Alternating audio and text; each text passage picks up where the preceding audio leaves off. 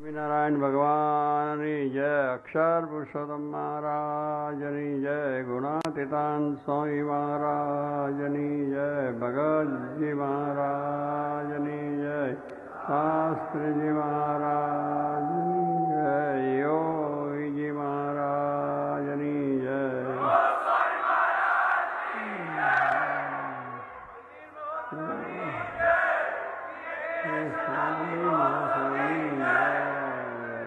કિશોર મંડળની પણ જય. વાહ.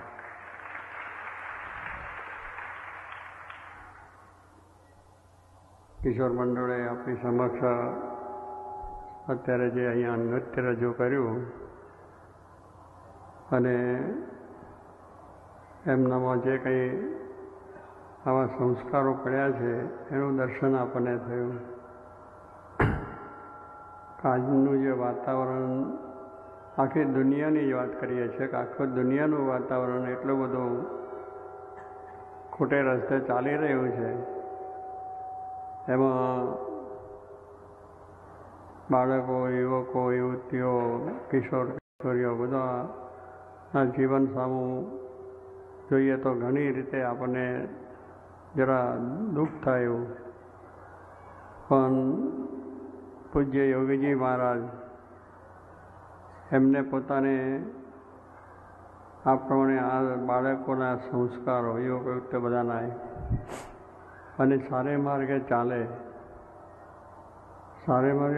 એમને પણ પોતાના મા બાપને પણ રાજી કરી શકે, કુટુંબને પણ રાજી કરી શકે અને ધર્મને માર્ગે ચાલીને, ભક્તિને માર્ગે ચાલીને આવા સુંદર કાર્યક્રમો કરીને પોતાના આત્માનું કલ્યાણ કરી શકે એવી યોગીજી મહારાજની જે પ્રેરણા છે એ આજે આપણા આ બોચારણ સંસ્થાની અંદર દરેક ઠેકાને દેશ પરદેશ બધે થયેલું છે.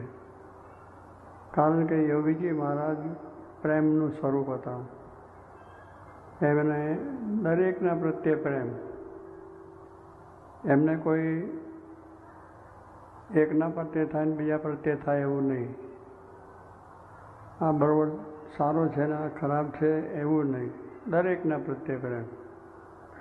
અને એ પ્રેમે કરીને આજે આ બધા બાળક આપણે આ સત્સંગ વધ્યો છે. એટલું વાલ ને પ્રેમ હતું કે જ્યારે હોય ત્યારે હસતા જ હોય. એમાં બાળકો બીજા ત્રીજાને પણ બોલાવે, ચલાવે, થાપો મારે, કાનમાં હાથ નાખે, આમ નાખે, મોઢામાં નાખે. એને એવું વાલ કરે એટલે બાળકને કે કિશોર બધાને સ્વામી પ્રત્યે હેત જ થાય. બેસાડીને વાતો પણ કરે. ત્યાં ગામડે જ્યારે ફરતા હોય ત્યારે સત્સંગ કરવા માટે ગામડે જાય ત્યારે હરિમંદિરો હોય, હરિમંદિરની અંદર સાંજે આરતી થાય ત્યારે બધા બાળકો ઘણા આવે. કારણ કે બાળકોને તેગડે બીજું કંઈક જ્ઞાન તો થાય ના થાય ઓછું છે, પણ સંસ્કાર તો પડે જ.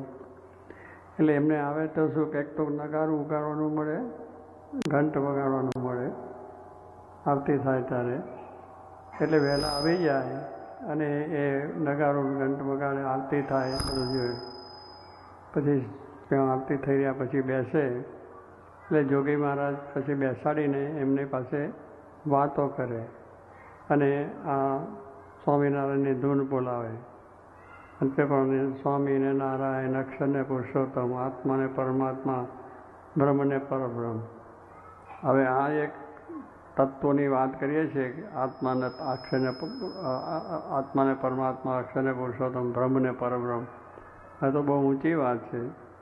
પણ સ્વામીને એમ નહોતું કે આવા એ વસ્તુ કરવાથી છોકરાને શું સમજાશે.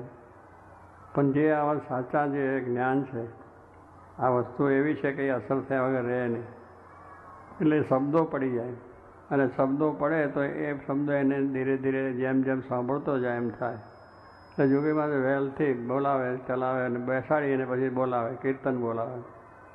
મન માને કહ્યું તું મારું તારું, ત્યાં કામ બગાડ્યું તારું. આવા કીર્તન ગાય કે હે મન, એટલે મનને ઉપદેશ આપવાનો એ કીર્તન છે કે હે મન આ તું મારું એટલે આત્મા પરમ સંત એવા કહે છે કે તું માન કે આ તારું ખોટે રસ્તે જાય છે અને તું હેરાન ને પરેશાન થઈશ, માટે ભક્તિને માર્ગે, સત્સંગને માર્ગે સવારે ઉઠવું, નાહવું, ધોવું, પૂજા પાઠ કરવા, ભગવાનના દર્શન કરવા, પ્રણામ કરવા, દંડવત કરવા, પછી નિશાળે જવું, નિશાળે જઈને પણ બહુ સારામાં સારો અભ્યાસ કરવો અને એવું બધું. એટલે અભ્યાસની અંદર પણ છોકરો સારો હોશિયાર થાય એવું પણ એમને સાથે સાથે વાત કરતા કે અભ્યાસમાં સારું થાય.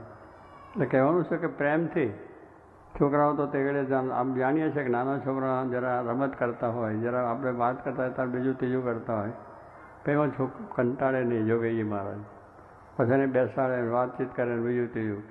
એટલે એને પહેલે એમનું જે હેત એવું પ્રેમ, એટલે બાળકોને આ સંસ્કાર પડ્યા, પછી મોટા થયા એમ વધારે સારા પડ્યા. અને એ પછી આ ભૂલ્યા નથી કે નાના બાળકો તને વાત કરી, પછી કિશોર થાય તો પણ એને એટલું જ હેત, યુવક થયા તો એને એટલું જ, પછી આગળ મોટા થઈને સત્સંગી થયા તો સત્સંગીઓ પ્રત્યે એટલો જ પ્રેમ. દરેકને નાનો હોય મોટો હોય પણ એને બોલાવે, યાદ કરે અને સંભાળે અને એને આ ભગવાનની વાત કરીને સત્સંગમાં આવે, એનામાં રહેલા દૂષણો કે સત્સંગ કુસંગનો સંગ ન લાગે.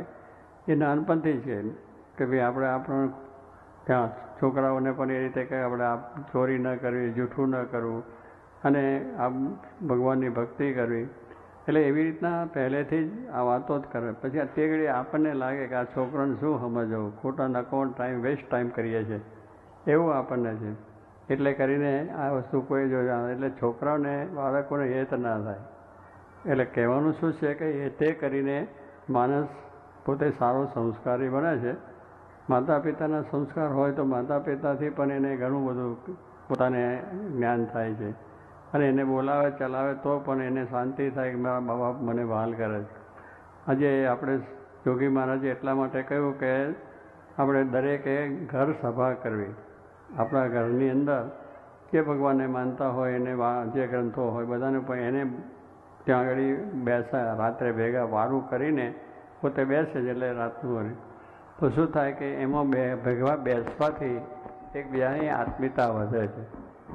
થોડી શાનની વાતો કરે, પછી કંઈ આપણે જે મા બાપ તો પહેલાં જૂના હતા એટલે ધ્રુવની વાત કરે, પલ્લાની વાત કરે, રામાયણની વાત કરે, બીજી વાત કરે, સ્વામિનારાયણ ભગવાનની છે, સંતોની વાતો કરે. એટલે એ છોકરાને પહેલેથી એનો એ થઈ જાય. તો કહેવાનું શું કે એક ઘર સભા પણ એક જાતનું આત્મીયતા વધારવાને માટે હતું કે ભાઈ ઘર સભા શું કરવી. આપણે તો મંદિરમાં જઈએ તો સત્સંગ થાય, સાધુ સંતો વાતો કરે, આપણે ઘરમાં શું વાતો, પણ ઘરમાં પણ છે તમને જે સમજ્યા, તમને જે જ્ઞાન છે એ તમે બાળકોને પણ કરો અને વાલથી પ્રેમથી. પાછું એ તો કેટલા તો ઉઠીને ચાલ્યા જાય તો પણ પાછા બોલાવી અને ફરી બેસાડે. એટલે મૂળ વસ્તુ શું છે કે પ્રેમ એ બહુ અગત્યની વસ્તુ.